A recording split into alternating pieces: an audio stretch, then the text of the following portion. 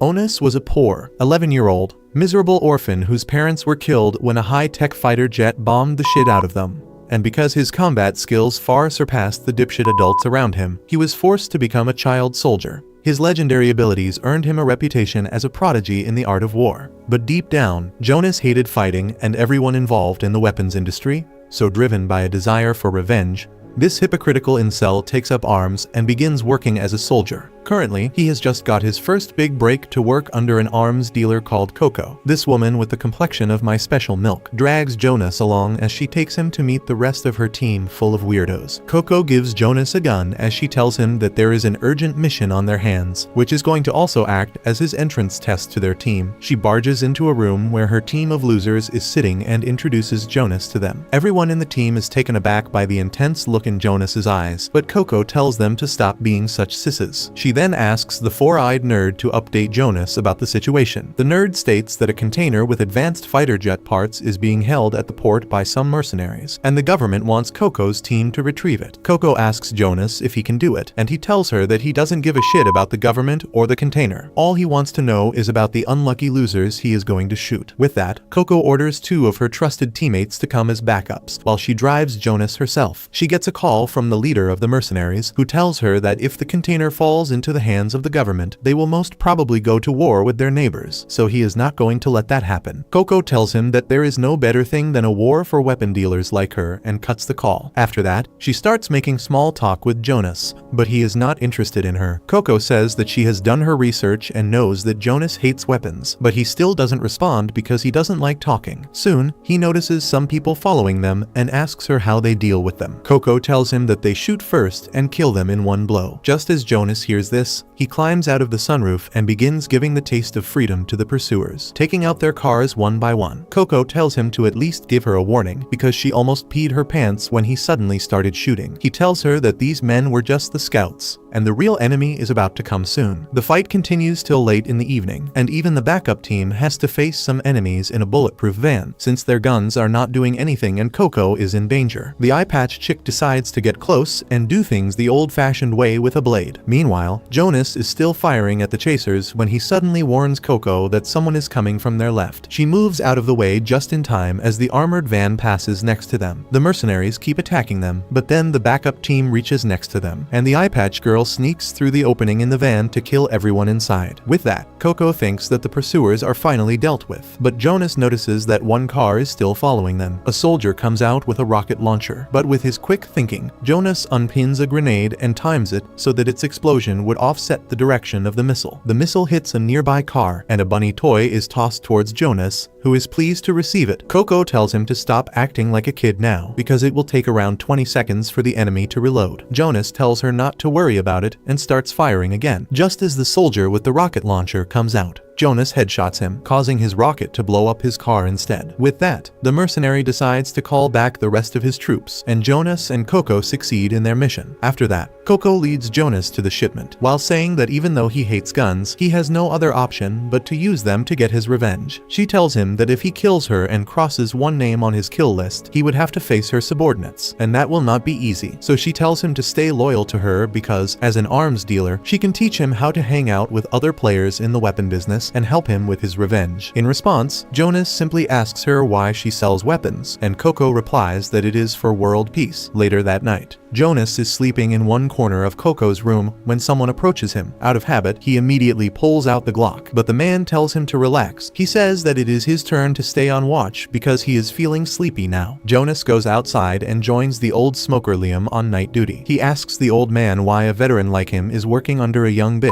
and Liam replies that it is because this place is fun. He says that everyone here has their reasons to work for her, and she is an excellent leader as well. Just then, the door opens, and Koko comes out lurching like a zombie, and Liam tells her that the bathroom is the opposite way, and now Jonas doesn't trust what Liam just said about her. The next day, Koko tells everyone about an emergency early in the morning. Another weapon dealer is trying to ship some dismantled combat helicopters through the city, probably because he was inspired by their heist the other day. Koko would have no problem with that, but the issue is that the headquarters have ordered her her to stop the deal. She freaks out, because if they fail this mission, it will mean a pay cut for her. She starts rolling on the table to vent out her nervousness, and then says that they will head out and deal with the weapon merchant. She tells the nerd, and the eye-patched chick calls Val to talk with the Air Force officials, and assigns 4 men under Liam to act as her backup. The 2 remaining people are to stay back and coordinate things, while Jonas is going to come with her to talk to their rival. They head out, and Koko gives Jonas a spare gun because he may need it later. She informs him that the man they are going to meet is a big-shot weapon dealer from Europe, and he is a real pain in the ass. She signals her backup team to go ahead and hunt the enemies, and they turn into a bunch of bloodthirsty hunters. In the meantime, Koko tells Jonas that today he is not coming along as a soldier, but her younger brother,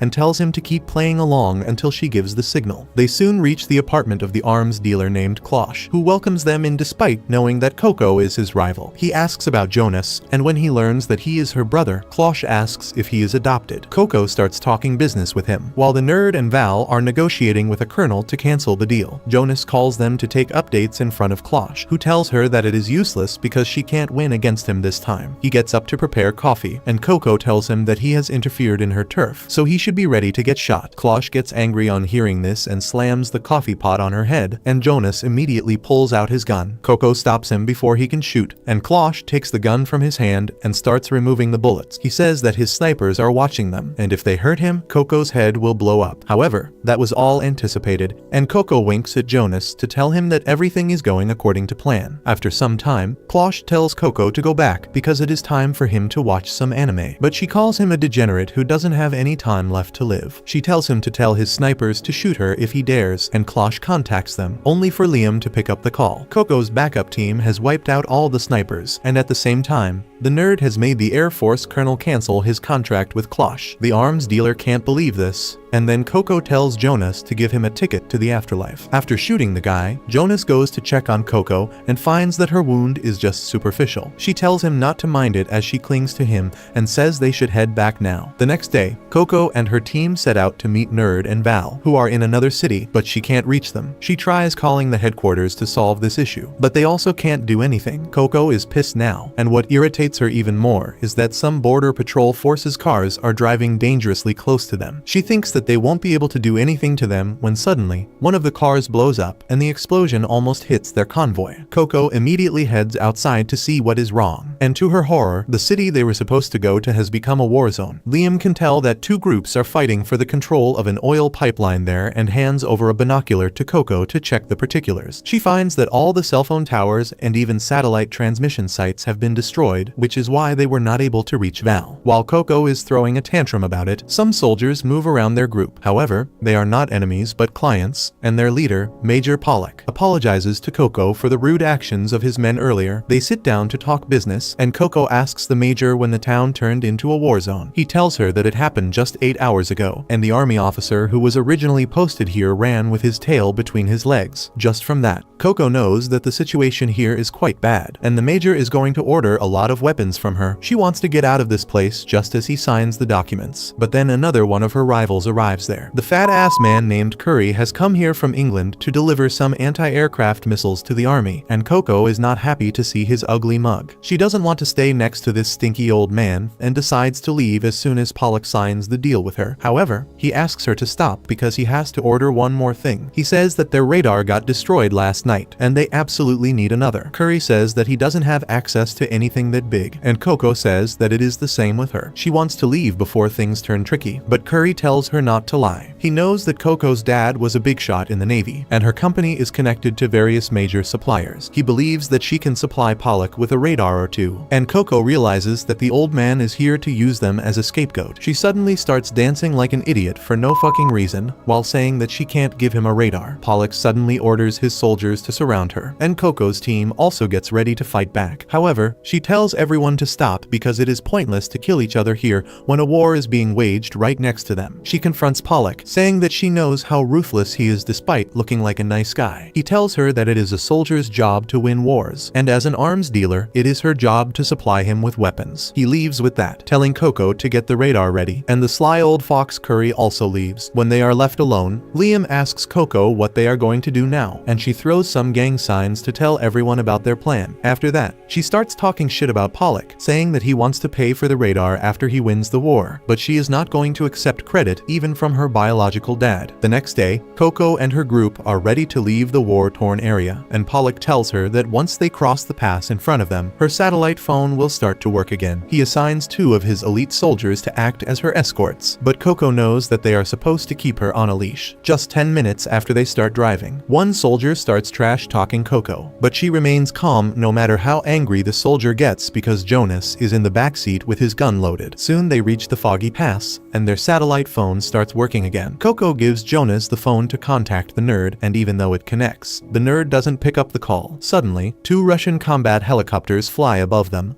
and Koko immediately tells everyone to get down. They see the helicopters shooting someone in the distance and an anti-aircraft missile missing them. Once the helicopters retreat, Jonas asks her, why doesn't she just sell weapons to Pollock? Koko tells him that her intuition says that this war is going to end in just 2 days without any side winning. While the Russian troops don't have enough manpower to focus on all the fronts they are currently fighting at, the major doesn't have enough money to fund his ambition. That is why she thinks that both sides are going to back down soon. While other weapon dealers would immediately supply anything Pollock needs, she is not interested in doing business in such a condition. Soon, Koko leads her group to a forest, telling the soldiers that this is where she is going to supply them with weapons. But it turns out that she had relayed her location to Val and Nerd already, and they were on standby here. On Koko's signal, they jump down on the 2 soldiers and tie them up. At the same time, one of Curry's guards gets pissed by the soldier escorting her and slashes him, and her partner has no choice but to shoot the other guy to save their boss. Curry curses the girl for giving in to her instincts and killing the people who were supposed to lead them out of this war zone. But then he calms down and decides to take shelter till things become a bit better. Soon, Koko's group arrives at an abandoned building, and to their surprise, it is the same one where Curry and his group are hiding. Koko makes herself comfortable in the building and playfully asks Curry what he is doing here. He tells her that the stupid bitch with him killed the soldiers escorting them because he was a Tate fan, and now they have to run for their lives. Koko is shocked to hear this and tells him that they just tied their soldiers up and left them in the forest, but she is sure that Pollock is going to send more soldiers after them. Meanwhile, the crazy bitch Milda is completely unfazed by the outcome of her actions, and she goes to Val to challenge her to a knife fight. Val tries to ignore her, but then Koko orders her to keep watch outside and take Milda with her. Once they are outside, Milda decides to use the darkness and Val's limited field of view to win against her, but she gets her ass kicked, and then Val lectures her about how she thinks having more knives would make her better at using them. She keeps lecturing her all the way, but that is Milda's kink, and she asks Val to become her mommy girlfriend. Val refuses because she can only get wet for Koko, when suddenly Milda senses some enemy soldiers coming towards them, and immediately runs to the hideout to inform everyone. Koko's group immediately gets their weapons ready and tells Curry that she is going to hold off the soldiers while his group escapes, but then he is going to owe her a huge favor. Curry is glad to accept that offer, but as soon as Koko and her group get outside, she orders her men to lower their weapons and take out their magazines. She surrenders to the soldiers and tells them that the people who killed their colleagues are inside, freaking Curry out. The soldiers surround the abandoned building, and a firefight ensues between them and Curry's group. The soldier in charge of the group decides to let Koko and her group pass away this time, and she tells everyone to run as fast as they can. Jonas finds this amusing and starts laughing, saying that this is the first time he has gotten away from a battlefield without firing a single bullet. Soon, their group reaches the airport to leave the country, and Koko sees the news that the conflict between the Russian army and Pollock's soldiers has already stopped. Just as she gets her passport stamped, Curry and his guards also come there, panting and sweating, and Koko says it's a good thing that they made it out alive. Soon, they reach another country, where Koko and the nerd start teaching the illiterate Jonas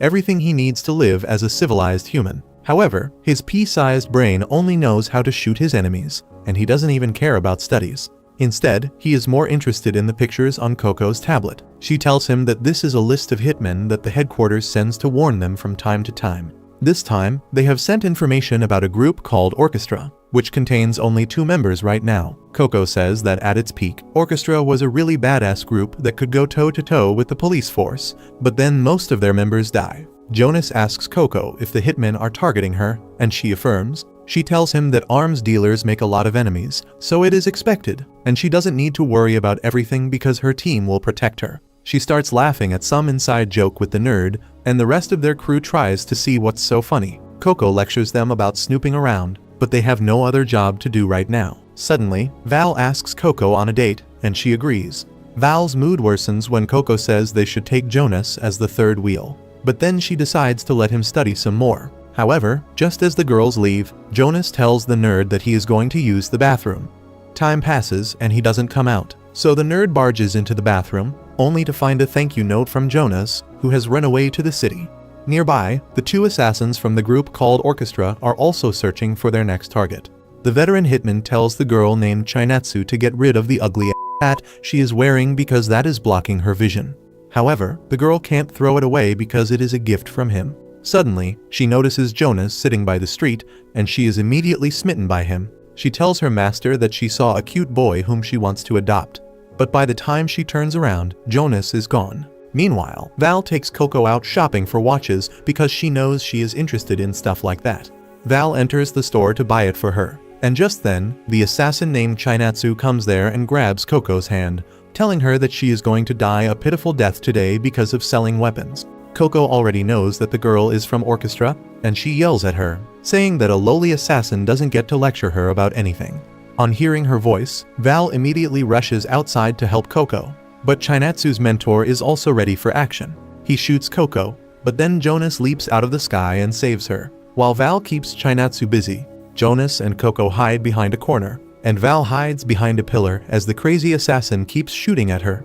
She was shocked to see Jonas jump from the sky to interfere in their plan. And she is jealous of Koko because she wanted to keep him for herself. Behind the corner, Koko kisses Jonas for saving her and asks why did he follow her. He replies that he has seen her smiling in dangerous situations before, and that is why he knew something was wrong when she went out smiling. In the meantime, Chinatsu takes out a mini rocket launcher to blow them away. The police arrive there just then, and the crazy blows the police car first. Her mentor shoots down the remaining policemen and tells Chinatsu to keep the pressure on their target. Meanwhile, Val picks up a shield from a fallen policeman and heads towards Koko. She keeps shooting at the assassins and manages to injure the man's arm, which makes him angry, and he shoots back with a high-powered assault rifle that pierces through the shield and injures Val's leg. She falls to the ground to avoid being shot further and crawls to Koko's side. Luckily, Liam is also at the site, and though he has a clear shot at the veteran assassin, this imbecile decides to call for backup instead of quickly wrapping up the job. On the other side, Jonas keeps shooting at the assassins to cover for the girls, but when he thinks that it is not working, he charges ahead like a suicidal idiot. He keeps shooting at the main assassin, and this guy who has probably learned shooting from Stormtrooper Academy can't hit the boy who is running in a straight line towards him. They are about to get close when suddenly, Jonas's leg is tangled by a rope, and he gets dragged away by Liam. Chinatsu also stops her boss from shooting him because she plans to groom Jonas into her boy toy. Jonas gets pulled to safety by Liam, and he kicks him for interfering with his plan. He says that he almost had the enemies, and the old guy tells him that the only thing he was going to have was a bullet through his head. He tells Jonas that his way of fighting is naive and stupid because they don't fight to death. They fight to kill their enemies in a one-sided fashion. Liam then tells Jonas to take Koko to safety while he keeps the enemy busy. Jonas grabs Koko's hand and runs away, and Liam tries to fire some surprise shots at the assassins with his .45 caliber bullets. But Chinatsu has got good instincts, and she blocks them with the shield. Her boss is pissed because Liam is using a silencer, and he declares that real men should make music when they use guns. Liam just laughs at him while he keeps emptying his magazines, saying that he is cracked in the head. The assassin soon runs out of ammo, and Chinatsu is the same, so they throw the shield and run away to their car, exposing their backs like idiots, but Liam doesn't bother to shoot them. The two assassins get in their cars to chase after Koko, and they plan to use even more powerful guns this time. Meanwhile, Liam supports the injured Val as they head out, and they both agree that Chinatsu is more skilled than her boss, and if they can separate the two, they will be easier to beat. Soon after that, Koko's team also arrives there, and Liam helps Val get into the car and asks the nerd to support him. The nerd has already located Koko on the map, so he leads Liam to her. Koko and Jonas are running on the beach, where Jonas complains that weapon dealers like her are the reason the assassins have access to weapons, and he can't forgive anyone involved in this business. Koko laughs because this is the first time Jonas has put his feelings into words, but she decides to give him an answer after they are out of danger. Meanwhile, the two assassins are ready to shoot her down with a heavy machine gun mounted on their car. They are almost at Koko's location, but luckily, her friends also arrive there. They use their car as a shield to protect Koko while exchanging bullets with the assassin. But then one of them notices the M2 Browning machine gun mounted inside the car. The assassins drive ahead to prepare it, and Koko's teammate tells her about the weapon their enemies are packing. Even she freaks out on learning about the heavy machine gun, and just then, the assassins return. They point the gun inside the car at Koko, and Chinatsu pulls the trigger while controlling the wheel. Jonas jumps into the sea with Koko while their car gets riddled by bullets and then stands on its head after colliding with a hydrant. When the assassins see that Koko is not there, they get out of the car to scout the area. Jonas and Koko come out of the sea, and he tries to see if the assassins are nearby.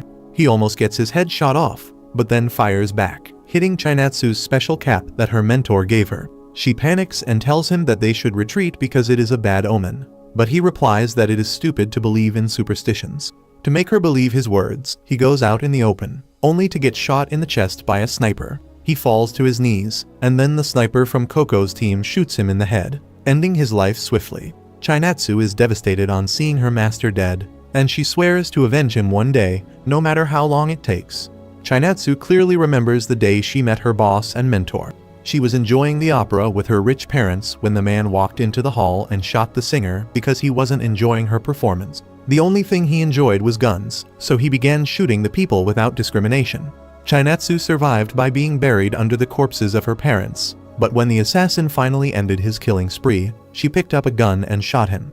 She was terrified but stood firm in front of him, and the assassin kissed her on the cheek because he liked anyone who could take up a gun and fire. Anyway, Koko tells Jonas that their sniper shot the man from at least 1 kilometer away. She wonders if Chinatsu is going to enter his line of fire as well.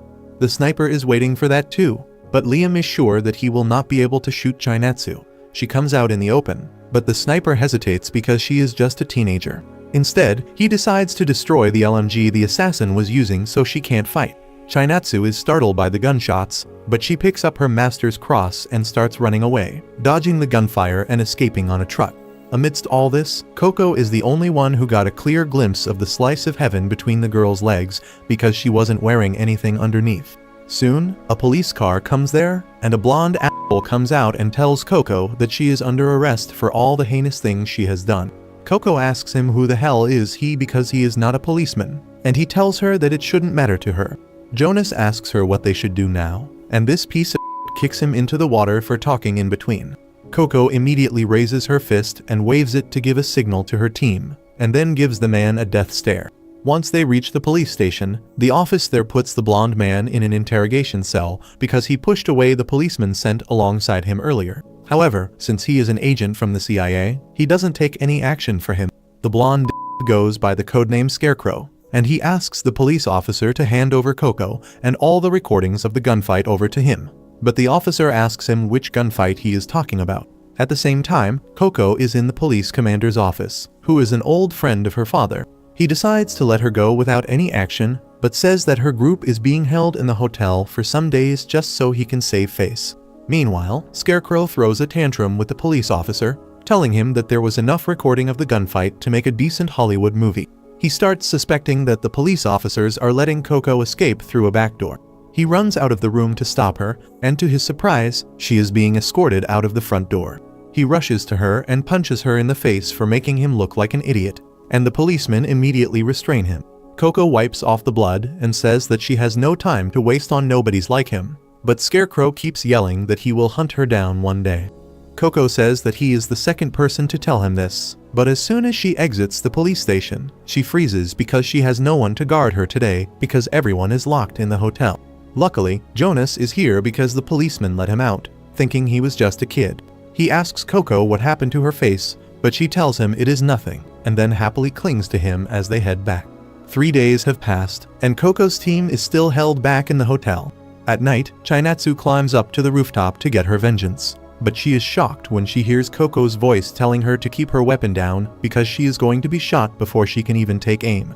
Chinatsu realizes that she is being targeted by Liam, but he is so good that she can't even tell where he is. So she drops her gun and Koko gets down, telling her that she predicted that her impatient ass would try to sneak through the building to attack her. She came here because she was impressed by her skills and wants her to join her team for the sake of world peace. Chinatsu is stunned by her tall ideals, but she declares that she will never work with her master's killers. She takes out another gun to attack Koko, but instantly, her hand is shot, and the next bullet pierces her gut. Chinatsu falls to the ground, and Koko holds her in her last moments before the light goes out of her eyes. Meanwhile, the blonde sniper of the team had come to Liam's location, and he is not happy that he shot a girl. Liam tells him that he once lost 5 comrades to a cutie like her, so he doesn't take any chances. After that, Koko calls her headquarters and tells them that the group called Orchestra has been eliminated, and Jonas hears it from the corner where he was hiding in case Koko needed some extra help. Soon, Koko's group is finally free to move, and they take a boat to try out some new weapons. Jonas watches the boys try the LMG from the distance, thinking how his hatred for guns has not decreased even a bit. But every time he talks to Koko, it seems like she is bewitching him. Just then, Koko and Val come there to enjoy the sun. Koko tells Jonas that they are here to receive some of their cargo, and when she gets a call on her walkie-talkie, that freaks her out. Her elder brother is coming to deliver the cargo himself, so she asks one of her teammates to hide Jonas from him, which makes one think that her brother is going to be a racist. The guy takes Jonas to a room and starts teaching him English, while Koko's brother Casper comes with some anti-tank missiles. Casper makes her uncomfortable by bringing up her arrest and then changes the topic to a Chinese arms dealer in Africa, which is where Koko's group is heading. He warns her that the Chinese arms dealer is one nasty guy, and Koko says that he must be really bad if Casper is the one saying it. Casper just laughs it off and then goes to the toilet, and at the same time, Jonas also heads to the toilet as well. On the way, Casper runs into the guy who was teaching Jonas, and he freaks out on realizing why Koko had told him to hide the boy. Casper enters the bathroom and proceeds with his business after taking a peek at Jonas's thing, and just as Jonas concludes his business, he suddenly lunges at him with a knife. Casper's bodyguard quickly stops him, but Jonas struggles as he yells out Casper's name. The bodyguard twists Jonas's knife with her bare hands, telling him that a puny weapon like this won't be able to cut the cucumber she used last night, and tells him to get something better the next time. Casper is done with his business now, and he greets Jonas, saying that it has been 3 months since they last met. 3 months ago, Jonas was a servant and a soldier in an army camp in a war-torn location in Africa. One of Casper's underlings was there to talk business with a local army commander, and he decided to take Jonas's friends away. Jonas offered to go in his friend's place, but he was thrashed for speaking out of turn. In the end, his friends never returned, and Jonas knew that the cruel fatty used her to step over landmines to clear the area. He was enraged and desired revenge. That night, he taped a knife to one hand and a gun to another as he headed out to kill the weapon dealer who was the cause of his friend's death. He began killing the soldiers in the dark of the night, and no one could even see him as he shot them down. One by one, he killed everyone in his way till he finally reached the arms dealer, who offered him money, but all Jonas wanted was revenge. He killed the man and then decided to leave the base, when suddenly he felt an intense killing intent. He became highly alert, but then a smoke bomb blocked his view, and a skilled warrior appeared behind him. She knocked him down and took him to her boss, Casper. Casper asked Jonas who he was and why he killed everyone. On learning that he did it to avenge his friend who died because of the arms dealer, Casper asked him if he was satisfied. He told Jonas that even though his actions got everyone in the base killed, he should not pay it any mind because things like this are common in war. Casper then told Jonas that he doesn't mind getting his subordinate killed because he was not really good at his job, and their plan was to actually get rid of this base to lay a military-only road that will bring a lot of money to him. Jonas is devastated to learn that his friend died because some wanted to make a road, and Casper saw potential in him.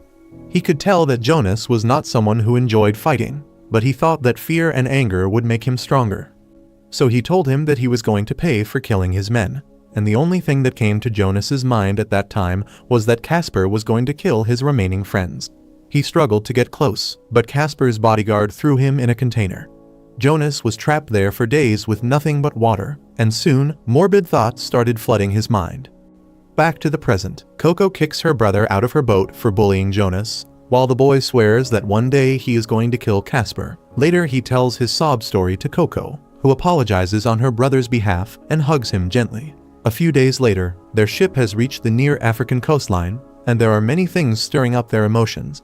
Val has a dark history in Africa, and Liam goes to tell her that he will be there to back her up if she ever falters. Meanwhile, Jonas is ditching class and goes to the highest point in the ship to enjoy the view. His peaceful moments are interrupted by the horrible memories of the time he came out of the container after days of starving. Casper told him that he was the one who sold weapons to the people who killed his parents, and in his rage, the weakened Jonas rushed to bite him, but all he could do was cry. Casper told him that killing him right now would be a waste, so they should work together. Jonas asked him about his remaining friends, and Casper replied that they were in his custody. Jonas asked him to let them have a peaceful life, and Casper promised to send them to a place free of war and conflict. But in exchange, Jonas had to work as a personal bodyguard for his sister. Back to the present, Koko's ship is attacked by pirates, and she is furious that these small fries don't know who they are messing with. One pirate tells her to stop the ship if they don't want to get attacked, but Koko just laughs at their audacity. However, it turns out that the pirates have some advanced weapons as well, including a combat helicopter. Jonas spots another boat coming from the other direction, so Koko asks the big guy to deal with them using a rocket launcher. The helicopter gets close to them, but one guy was hiding under a cloth, waiting for it to come close.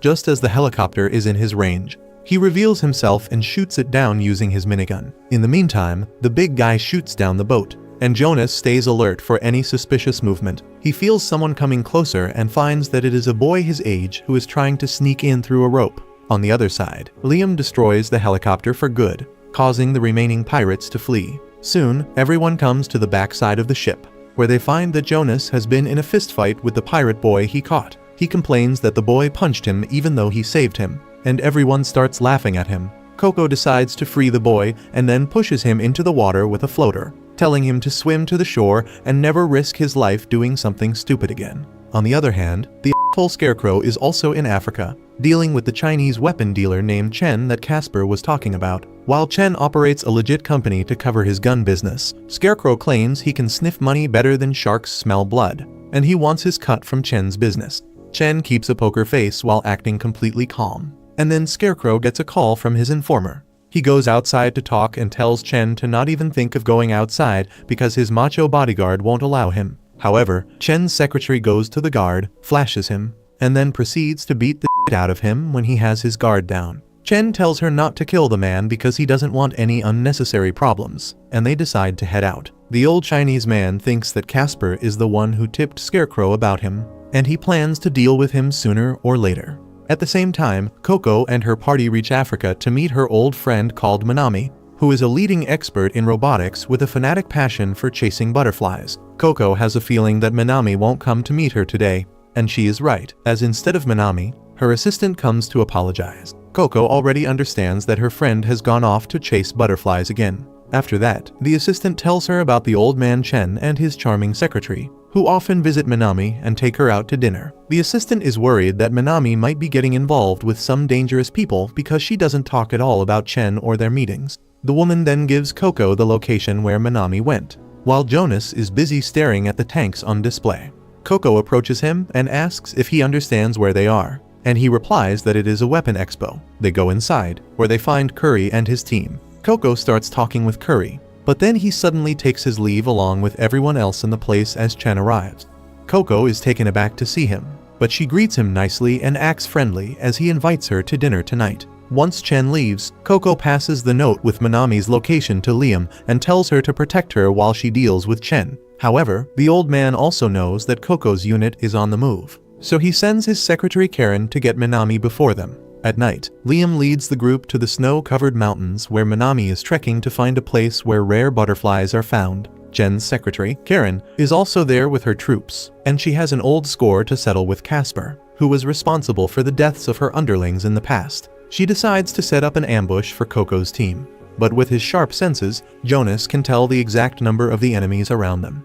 However, he can't tell their location, so he starts screaming at the soldiers, calling their mama a as he shoots randomly. Just as he stops, one of the Chinese soldiers decides to fire back, revealing his location. Everyone is impressed that Jonas's dumb plan worked because the enemy was dumber. But Karen is not happy that her idiot soldiers messed up their ambush, so she draws her pistols that have bayonets attached to them and shoots the idiot who dared to open fire. Val was keeping an eye on them using her sniper scope, but as she sees the silhouette of Karen holding the pistols with a bayonet, her eye wound starts throbbing as she recalls the day she lost it. It was a hot day in the desert, and Val had already lost all her comrades to the enemy, who was wielding the same weapons. Now, she drops her weapon as the thirst for revenge overwhelms her. She grins menacingly and suddenly starts doing the Naruto run towards the enemies, and Liam tells everyone to give her cover fire. Meanwhile, Karen has dealt with the idiot soldiers, and she gets ready to face Val. They shoot each other from like 20 feet away, but both these girls may have been stormtroopers in their previous lives because not a single bullet hits the enemy. In the end, they decide to settle things through close combat instead. Even from this point-blank range, they are able to dodge each other's shots, and after Karen manages to disarm Val, she is sure that this fighting style belongs to the same man who annihilated her unit years ago. She thinks Karen is a clue who will lead him to that man, and she starts attacking her in earnest. Meanwhile, other members of the team are trying to shoot down the Chinese soldiers. Jonas notices that they look out of their zone and informs Liam that instead of firing, they should all pretend to be dead. The Chinese soldiers are not used to fighting in the mountains, so they will probably take the bait and come searching for them, and then it will be easy to deal with them. Liam likes the idea, and the firing suddenly stops, making the Chinese soldiers think that they won. They come outside of their hiding spot, and Liam effortlessly snipes them all down with headshots. Furious that she lost all her men, Karen blindly charges at Val, who dodges all her attacks and then cuts off a nerve that renders her one arm useless. Even then, she manages to deal some damage to Val, who doesn't stop and attacks her thigh next. She tells Karen that she is weak, and then suddenly, the horrifying visuals of the day she lost her team come back to her. She is about to spiral down into depression, but Liam comes there and snaps her out of it. He tells her that they should forget this girl and get going to fulfill their main mission.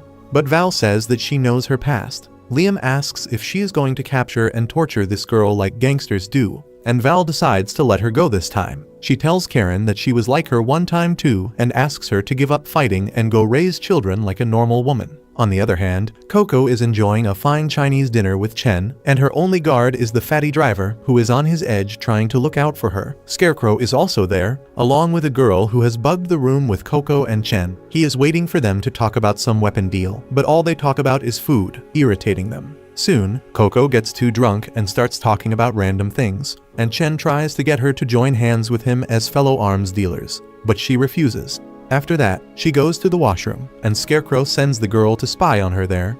But to the girl's surprise, Koko climbs into her stall and tells her that if she doesn't want to die, she should pass her message to Scarecrow. The girl immediately returns and tells Scarecrow that Chen is really dangerous and he is trying to kill Koko. He doesn't care about that. But when the girl says that if Koko dies, they won't be able to take any money from her, the capitalist inside the Scarecrow awakens, and he decides to help her.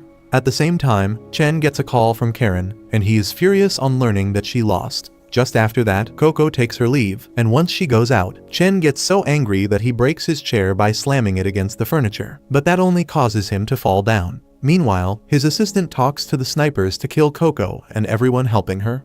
Koko scoffs as she hears this, and then she exits the hotel to find Scarecrow waiting for her with a helicopter. They take the helicopter to escape safely, and Chen is left defeated on every front. The next morning on the mountains, Minami is catching butterflies when she suddenly finds Jonas staring at her from behind the bushes. She freaks out but soon realizes that he is with Koko's team. They bring her back to meet Koko. But when Koko finally wakes up after her hangover wears out, she learns that Minami has again left on some excursion to research shellfish this time.